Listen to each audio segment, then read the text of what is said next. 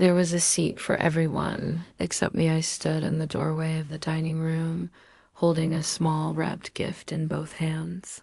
The house smelled like cinnamon baked ham and pine.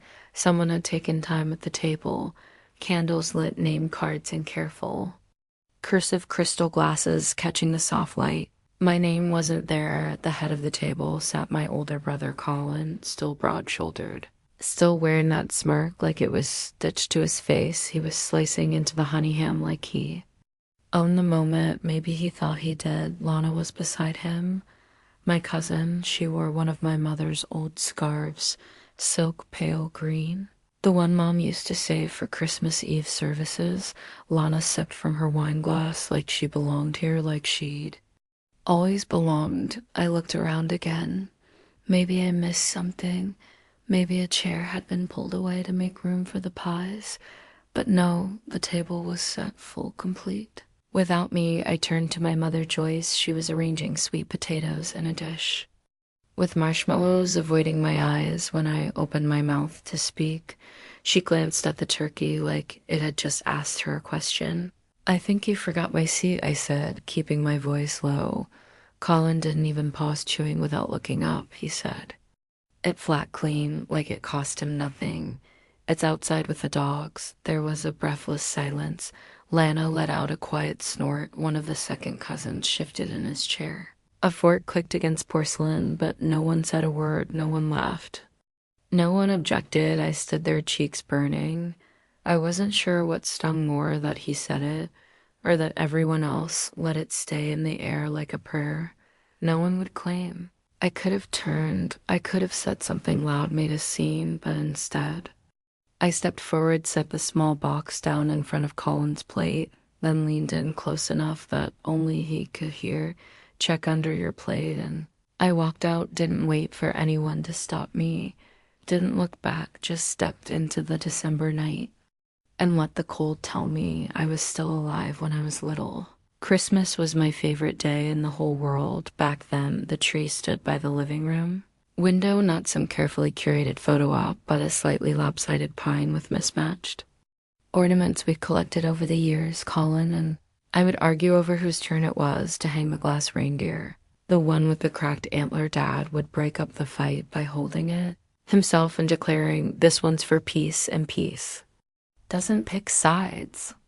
That was our dad, Russell Blake. He smelled like engine oil and cedar chips and always had a grease stain on his shirt, even at Christmas. But when he smiled, the whole room felt steady. He'd ruffle my hair and say, "You've got grit, kid. You're going to outlast all of us."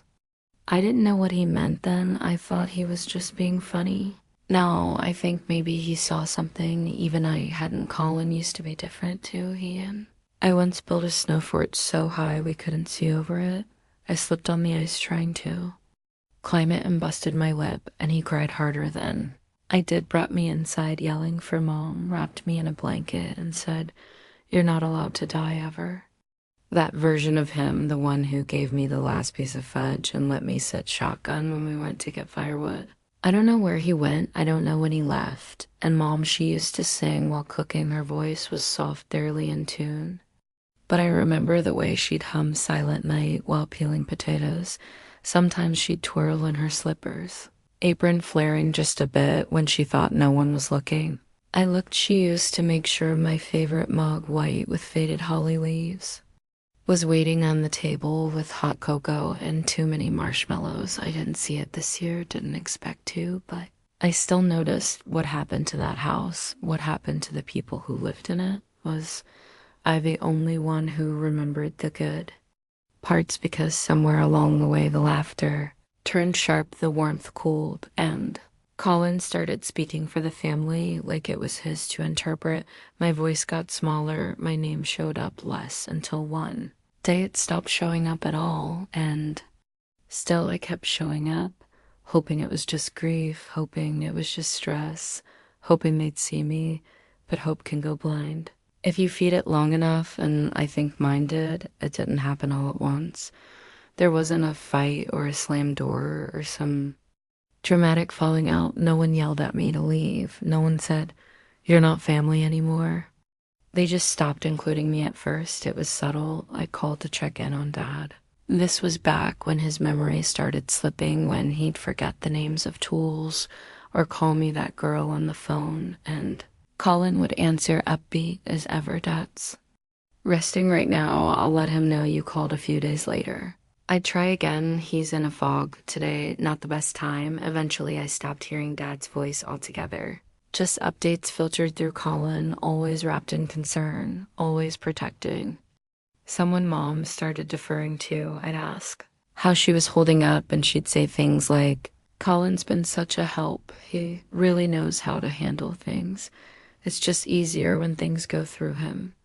At first, I didn't push. I told myself they were tired, that maybe I was being sensitive. I was living in Austin, then working long hours at a marketing firm. I sent money home every month, paid part of the roof repair without being asked, booked flights back for every major holiday. Still, I started noticing things one Christmas.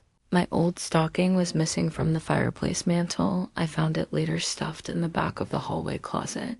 The framed photo of me and Dad taken on the day he gave me his old toolbox vanished from the wall. In its place was a new photo, Colin and Lana at the garden center holding a flat of Mom's.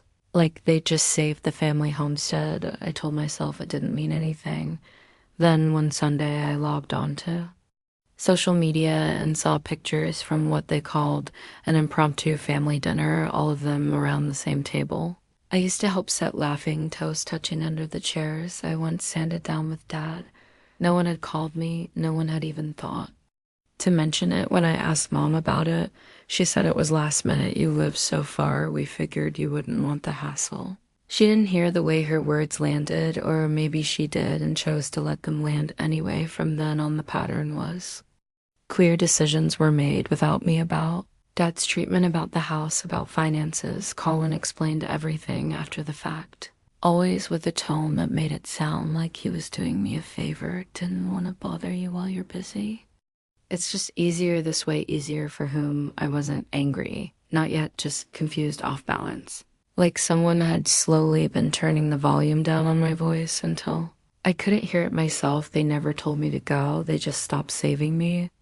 See, the first time I realized Lana had moved in, she answered the phone from my mother's kitchen. I could hear the ceramic clink of the spoon against Mom's favorite mug, the one with the cardinals on it. Lana laughed at something in the background. Colin probably, and said, hold on your mom's elbow deep in pie dough. Your mom? That word sat heavy in my chest for days. I asked Joyce about it a week later, careful not to sound accusatory. Is Lana staying with you now, just helping out? She's been a godsend. You know how things have been a godsend? This was the same Lana who 3 years earlier had borrowed Mom's sapphire earrings and claimed she thought they were hers, who lied about a missing checkbook at Thanksgiving, who once cried on the porch and said, I don't know why everyone thinks I'm the bad one. And now, here she was setting the table. I used to sit wearing the scarves Mom used to wrap around her shoulders on snowy mornings. Leaving handwritten notes on the fridge, chickens in the oven, took Mom to PT. At first, I told myself it was practical. They needed someone around, and I hadn't been, not physically anyway, but slowly Lana stopped being a helper and became the one who knows where everything is. When I called to ask how Dad's doctor visit went, Lana was the one who answered. When I sent flowers for Mom's birthday, Lana texted me a thank you with a photo of Mom holding the bouquet, standing beside her. The caption read, she lived them great day. I wasn't in the picture. I wasn't in any picture anymore.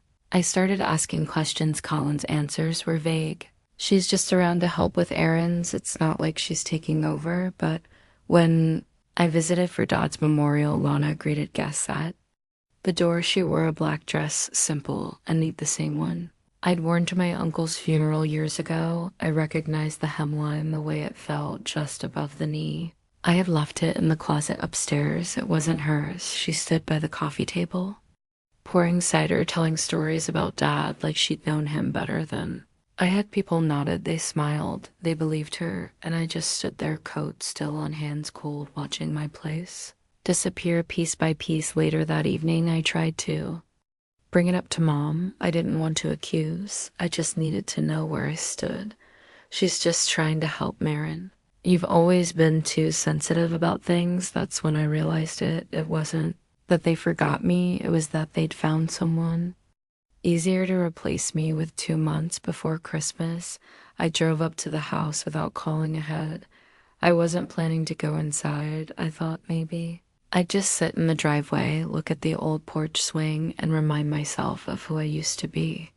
When this place still felt like mine, but when I pulled up, the driveway was empty. No sign of Colin's truck, no Lana in the window, no motion in the kitchen. I stepped out anyway. My key still worked. The house was quieter than I remembered. No music. No TV, just the hum of the heater and the faint creak of floorboards that still spoke when no one else. What I found myself drifting toward Dad's study it was the only room no one had rearranged. Everything else in the house felt slightly off, like it had been staged to look familiar, but something was missing behind the eyes. But his study was untouched. The old recliner still sagged in the middle. His toolbox sat beneath the bookshelf, paint chipped and rusted. A clock ticked softly by the window, the one with the dusty face and brass hands that always ran 10 minutes slow. And then I saw it, the cabinet in the corner, dark wood brass handle. I'd seen him open it a dozen times growing up, but I never paid attention to what went inside. I knelt down and pulled it, stuck at first, then gave way inside a small metal safe. My breath caught. I remembered something suddenly, a long time ago, maybe. High school, he tucked a tiny key inside his favorite book, said it was for just in case. I reached up, scanned the shelves. Travels with Charlie by Steinbeck. Worn spine, cracked leather. The key was still there when the safe clicked open. I didn't know what. I expected maybe old receipts, maybe nothing, but there it was, an envelope. Thick cream paper, my name on the front, written in his hand. I sat down on the floor, knees to my chest, and opened it. Inside, a notarized, will dated 2 weeks before he died. Every asset, this house, the savings, the land in Monument Valley, was left to me. Colin's name wasn't mentioned once, neither was Lena's. And behind the will, a note folded, yellowed slightly at the edges. It said, Marin, I see it now. I didn't before. And I'm sorry you never asked for anything. You just stayed. You protected me. When no one else did. This house is yours. You've earned it. Love, Dad. I didn't cry at the funeral. I cried on that floor, not for the house, but because in the end, someone saw me. I didn't tell anyone. I was coming. I dressed in dark jeans and a navy coat. Nothing dramatic, nothing that screamed, look at me. I brought a single box wrapped in plain brown paper, tied with twine. It was Christmas Eve. The Blake house still had the same string of colored lights blinking unevenly. The wreath on the door was slightly crooked. Someone had replaced the welcome mat. It used to say, Home's where Dad is. Now it read, Joyful Season. I knocked once, then let myself in. No one heard me. At first, the dining room was already full. Colin at the head of the table, Lana to his right, her hand resting lightly on his arm. Mom sat across, smiling in that soft, distant way that used to be reserved for guests. My seat wasn't there again this time. I didn't flinch. I stepped forward, placed the box in the center of the table, and looked directly at Colin. He blinked. Marin, what are you? I didn't give him the satisfaction of finishing the question. Check under your plate, I said, voice low but firm. He glanced down, lifted the charger, and found a single key. It was old brass, worn smooth with use. Dad's safe key. Colin's eyes flicked up to mine, confusion. First, then a flicker of something else, nervousness. No, not yet. He didn't know enough to be afraid. Joyce rose, halfway, her smile faltering. Marin, this isn't. I'm not staying, I said. Just wanted to drop that off. Lana reached for the box. Is it a gift? I looked at her for the first time all evening, looked through her really in a way. She flushed, hand retreating. I turned toward the door. No one followed. No one asked me to stay. Not really. Colin was already lifting the box's lid. Joyce said, Wait, what is this? I was halfway down the front steps when I heard chairs scrape, voices rise. I didn't stop. The night was sharp, air cold against My throat, I walked back to my car, sat for a moment in the driver's seat, let the silence settle because what they found in that box wasn't wrapped in malice. It was wrapped in truth. The copy of Dad's will, the letter, a small photograph, me and him. Shoulder to shoulder from the summer, I helped him rebuild the fence. Nothing dramatic, just enough. Let them read it in their own voices, in their own time. Let them sit at that table full, but with one chair always conspicuously empty. Would they still pretend I was just too sensitive, that I imagined it all? And if so, who left that key? They started calling. The next morning first, it was Joyce, just a voicemail. Hi, sweetie. We read what you left. It caught us off guard. That's all we should talk. I think we all just need to breathe and maybe come together as a family. No apology, just caught off guard then. Call and send a text. Can we meet? There's a lot to discuss. I think we all misunderstood each other. Not a word about the will or the letter then. Lana messaged me, just a sad face emoji, nothing else, for a week. I let the messages pile up. They tried new angles, confusion, nostalgia, even guilt. Your dad wouldn't want this rift. We're still your family. Let's not let bitterness ruin the holidays. But bitterness hadn't ruined anything Eraser had, and the thing is, I wasn't angry anymore. I didn't want revenge. I didn't want to prove a point. I just didn't want to go back. I didn't block their numbers. I didn't argue. I didn't defend myself. I just stopped responding. I think that unsettled them more than anything else. One afternoon, Colin tried showing up at my office unannounced. My assistant sent him away. I never told her to. She just said afterward, he didn't look like someone you'd want to see. She was right. A few days later, Mom called again. This time I picked up. Her voice was quiet. Fragile Marin, I think we made mistakes, but this family, it's still yours too.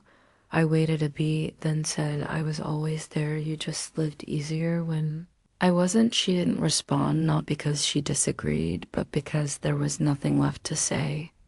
3 weeks after Christmas, I mailed one last envelope, no return address, inside the original photo of Dad and me, the one from the fence rebuild, the one that had been quietly taken down from the hallway wall years ago. I didn't include a note. I didn't need to. A week later, a neighbor sent me a picture. I hadn't asked for it. She just thought I'd want to know. The photo had been rehung, not inside the Blake house, not over the fireplace or beside the dining table. It was tacked up in the old shed behind the garden, Dad's tool shed, the one place no one else ever went there. It was slightly crooked, hanging above the workbench. Just a girl and her father standing side by side, smiling like the world made sense. No caption, no explanation. I stared at the image for a long time, then closed my phone. That house, it may belong to me on paper, but the real inheritance wasn't brick or timber. It was this knowing I never needed them to admit what they did, because the truth already exists and it doesn't go away when ignored. I still live in Austin, still drink from that holly mug I took back quietly after the memorial at Chips. A little more each winter. I let it. Sometimes people ask if I ever reconciled with my family. I tell them I was always part of the story they just wrote around me, and now they don't get to write me out. I never asked to be seen. I just wanted to exist. If you've ever been erased, but chose to remain true, just leave a single heart icon.